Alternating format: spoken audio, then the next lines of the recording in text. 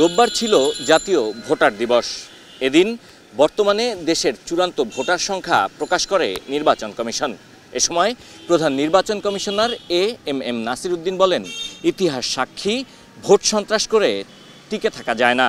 তাই গ্রহণযোগ্য নির্বাচন অনুষ্ঠানের দাবিতে রাজনৈতিক দলগুলোর কাছে লিখিতভাবে দায়বদ্ধতার অঙ্গীকারনামা চায় প্রধান নির্বাচন কমিশন।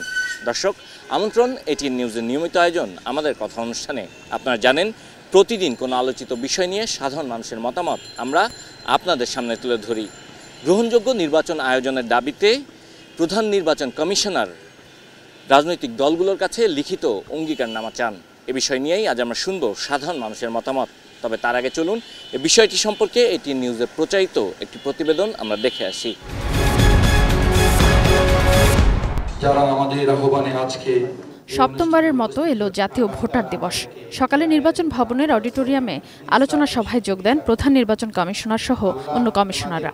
মাননীয় প্রধান নির্বাচন কমিশনার প্রধান অতিথির বক্তব্যে সিইসি বলেন, ইতিহাস সাক্ষ্য দেয় ভোট সন্ত্রাস করে প্রকৃতপক্ষে জেতা যায় না। ইতিহাস সাক্ষ্য দেয় ইলেকশন ইঞ্জিনিয়ারিং করে, ভোট সন্ত্রাস করে আপাত দৃষ্টিতে জেতা যায়, কিন্তু আখেরে নিজের জন্য, দলের জন্য, দেশের জন্য সর্বনাশ ডেকে আনতে পারে। আখেরে টিকা যায় না। কেউ এই জাতীয় উদ্যোগ নেবেন না, কেউ এই জাতীয় চেষ্টা করবেন না। মত দেন, গ্রহণযোগ্য নির্বাচন আয়োজনে দায়বদ্ধ থাকা নিয়ে রাজনৈতিক দলগুলোর কাছে সম্মতি নিতে পারে ঐকমত্য কমিশন। ঐকমত্য কমিশন একটা হয়েছে না, যদি ওনারা আরেকটা এজেন্ডা নিত, যে সব দলকে যখন ডাকেন ওনারা যদি বলতেন যে আপনারা কি ফ্রি ফেয়ার ক্রেডিবল ইলেকশন চান, তো বলতে চাই, তাহলে সই করেন, ডকুমেন্টে সই করেন যে নির্বাচনী আচরণ বিধি মানবেন, আপনার দলের প্রার্থী যদি কোনো প্রমাণ করে আপনি দলীয়ভাবে অ্যাকশন নেবেন। এটা যদি হয় আমাদের কাজটা কিন্তু অনেক সহজ হয়ে যাবে বলে আমি মনে করি। সভায় পঙ্গু হাসপাতালে চিকিৎসাধীন আহত কয়েকজনকে স্মার্ট কার্ড বিতরণ করেন সিইসি। জনাব মোহাম্মদ আসলাম হোসেন। নির্বাচন কমিশনার তাহমিদা আহমদ বদ্ধ ঘরে নয়, খোলা মাঠে ভোট আয়োজনের প্রস্তাব দেন। বিগত বিতর্কিত নির্বাচনগুলোর দায় মূলত বিগত কমিশনগুলোর, বলেন নির্বাচন কমিশনার আনোয়ারুল ইসলাম সরকার। আরেক কমিশনার আবুল ফজল মোহাম্মদ সানাউল্লাহ বলেন, ভোটে কারো কর্তৃত্ব দেখতে চায় না ইসি। রুদ্ধদ্বার রুমে যদি সেই ভোট অনুষ্ঠান করি, তাহলে কি সেটা স্বচ্ছ হবে?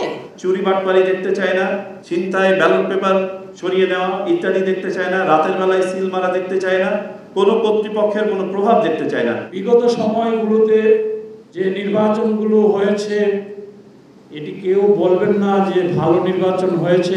আমি মনে করি এর পুরো দায় বা নির্বাচন কমিশনের। এর আগে সকালে নির্বাচন ভবনের সামনে দিবসটির উদ্বোধন করেন সিইসি। উদ্বোধনী অনুষ্ঠানে 2024-এর চূড়ান্ত ভোটার তালিকা প্রকাশ করেন তিনি। 12,37,32,274 এটা আজকের দিনে ভোটার সংখ্যা। Sadia Afroz, ATN news, Dhaka. দর্শক, এতক্ষণ আমরা রিপোর্টটি দেখলাম। এবার চলুন এ বিষয়টি নিয়ে সাধারণ মানুষ কে কি ভাবছে তা আমরা শুনি।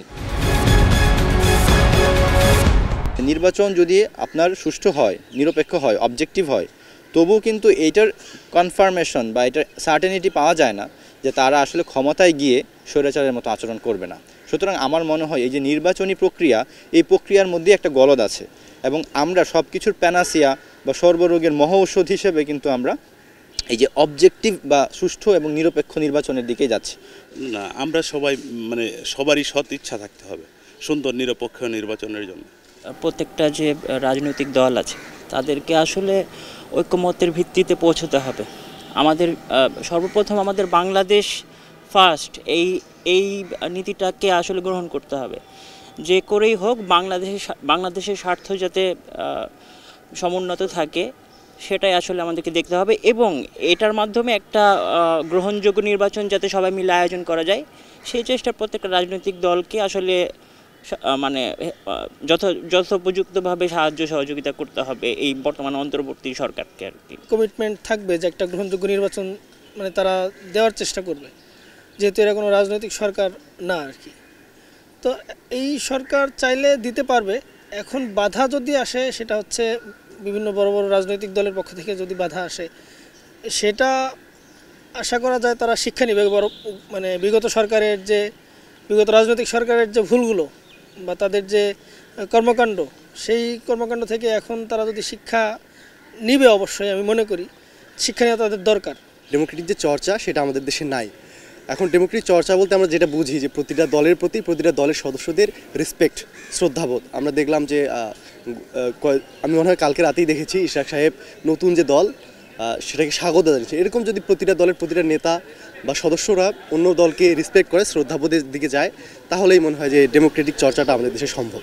একটা ডেমোক্রেটিক দেশে, একটা ডেমোক্রেটিক কান্ট্রিতে ফ্রি অ্যান্ড ফেয়ার ইলেকশনের জন্য শুধুমাত্র আমি মনে করি শুধুমাত্র নির্বাচন কমিশনারই দায়িত্ব পালন করে না, পাশাপাশি প্রেশার গ্রুপ, পাশাপাশি সিভিল সোসাইটি এবং আদার্স যে আইন শৃঙ্খলা বাহিনী আছে, পুলিশ, র্যাব, সেনাবাহিনী। বিশেষ করে এখানে আমরা আসলে বিগত সালগুলাতে বা বিগত বছরগুলাতে দেখতে পাই যে আসলে ওই সেনাবাহিনীর একটা পজিটিভ ভূমিকা আছে। তো আমার কাছে মনে হয় যে সেনাবাহিনী এবং এই ধরনের গ্রুপগুলার ভালো একটা ভূমিকা থাকতে পারে। সরকার দলের কারণে কিন্তু ফ্রি অ্যান্ড ফেয়ার ইলেকশনটা সম্ভব হয়নি। তো আমার মনে হয় এবার ইলেকশনটাতে যে পলিটিক্যাল পার্টিগুলো আছে, আমাদের নতুন এনসিপি থেকে শুরু করে বিএনপি আছে এবং অন্যান্য যে পার্টি আছে, এই পার্টিগুলোর একটা মুখ্য ভূমিকা মানে পালন করতে হবে যদি এটা ফ্রি অ্যান্ড ফেয়ার ইলেকশন চাই।